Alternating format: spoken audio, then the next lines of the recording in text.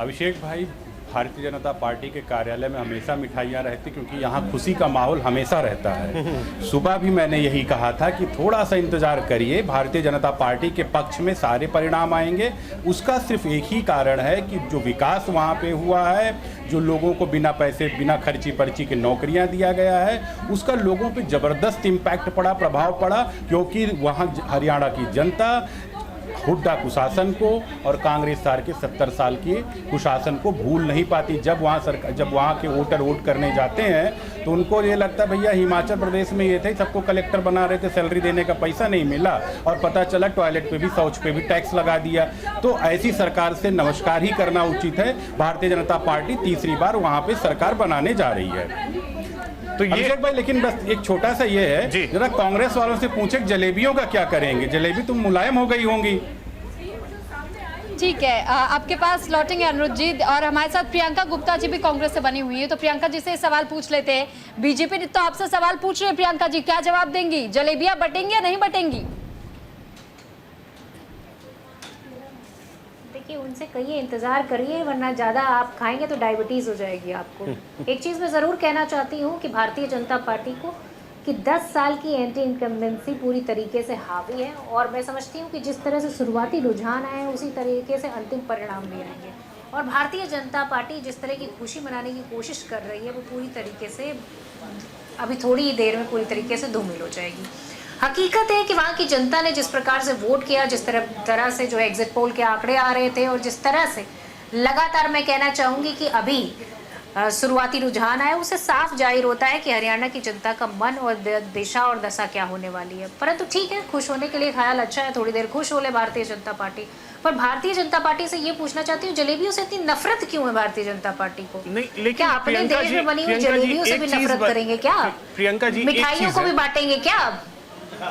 प्रियंका जी, एक ये चीज है कि जैसा आपने कहा कि 10 सालों की एंटी इनकम्बेंसी, अगर ऐसी होती है एंटी इनकम्बेंसी तो फिर तो बीजेपी खुश ही होगी। एंटी इनकम्बेंसी वो थी जो दिखा छत्तीसगढ़ में, जो दिखा राजस्थान में। तो अगर एंटी इनकम्बेंसी के बाद ये हालात हैं तो फिर तो कांग्रेस को सोचने की जरूरत है। देखिए, मैं समझती हूँ कि ये बहुत ही जल्दबाजी है कि जिस तरह से अभी 3। ठीक है प्रियंका गुप्ता जी, आते हैं आपके पास। इस समय गौरव भाटिया बोल रहे हैं, सुनवाते हैं। और अर्ज किया है, उन्हें गुमा था कि मेरी उड़ान कम है, उन्हें गुमा था मेरी उड़ान कम है, मुझे यकीन था पूरा आसमान कम है। आज हरियाणा में खासकर ये दिखा दिया है कि जलेबी फैक्ट्री में नहीं बनती है, मेहनती हलवाई की दुकान में बनती है। और इसीलिए आज जो इतिहास रचा जा रहा है, जैसे रुझान आ रहे हैं, हम इंतजार करेंगे परिणाम में परिवर्तित हो और नया इतिहास लिखा जाए। तीसरी बार लगातार हैट्रिक हो रही है और कांग्रेस पार्टी हिट विकेट हो रही है। लेकिन अभी भी जो है हुड्डा साहब हो या तो देखिए, पटाखे भी जलने शुरू हो गए हैं। देखिए, कुछ आंकड़े हैं वो अपने दर्शकों को बता करके प्रियंका जी आपके पास आ रहा हूं। 7 सीटों पर बीजेपी की बढ़त जो है वो 1000 से कम का है। 2 सीटों पर बीजेपी की बढ़त जो है वो 100 से भी कम है। 3 सीटों पर बीजेपी की बढ़त 500 से कम है। 2 सीटों पर बीजेपी की बढ़त 500 से 1000 के बीच है। वहीं 3 ऐसी सीटें हैं जहां पर कांग्रेस की बढ़त जो है वो महज 500 से कम है। 2 सीट ऐसे हैं जहां पर बढ़त जो है वो 100 से भी कम है। तो अभी देखिए, इसमें बहुत ज्यादा उतार चढ़ाव जो है वो हमें आगे देखने को मिलेगा। प्रियंका गुप्ता जी, अब बोलिए।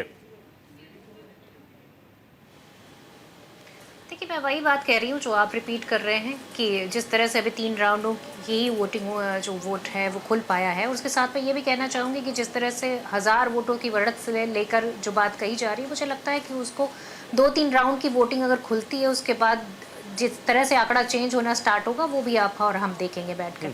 पर मैं ये ज़रूर कहना चाहूँगी कि मुद्दों का चुनाव था, स्थानीय मुद्दे हावी थे, और भारतीय जनता पार्टी बताने में असमर्थ है कि इनको जनता वोट क्यों करती।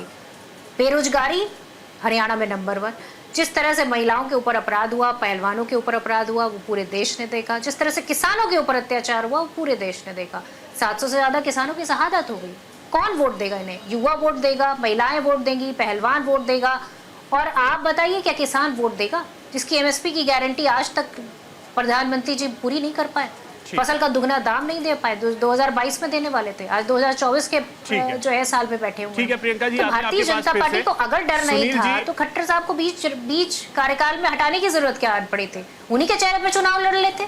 ठीक है सुनील, देखिए पूरी तरह से साफ है कि भारतीय जनता पार्टी डरी हुई है, पर ठीक है, खुश रह रहे, थोड़ी देर के लिए खुशी अच्छी है। ठीक है सुनील जी, जो टैली इस समय देख रहे हैं जी जी, क्या ये वाकई में दिखा रहा है कि 10 सालों की एंटी इनकम्बेंसी हरियाणा में थी भी, या जो चुनाव प्रचार के दौरान या पिछले 2-2.5 महीने में दिखा कि हरियाणा में बिल्कुल कांग्रेस की सरकार आ रही है, बहुत सारी चीजें चल रही थी, अब अगर ये टैली है तो फिर इसको हम एंटी इनकम्बेंसी कैसे कहें?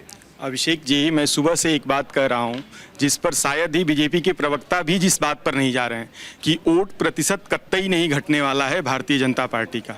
जिस पहलवान, किसान और जवान की हम बात कर रहे हैं कि वो बीजेपी को समर्थन नहीं देगा, उसमें पहलवान को थोड़ी देर के लिए रख लीजिए, ठीक है, कि विनेश फोगाट को लेकर के और ओलंपिक में जो चीज़ें होती हैं उसको लेकर के मुद्दा बनाया जाता है, लेकिन जैसे ही कांग्रेस ज्वाइन करती हैं और चुनाव में हो जाती हैं, वैसे आम जन का इन सारी बातों से समझ में आ जाता है कि ये लोग प्रोपोगेंडा बना करके ऐसा काम कर रहे थे।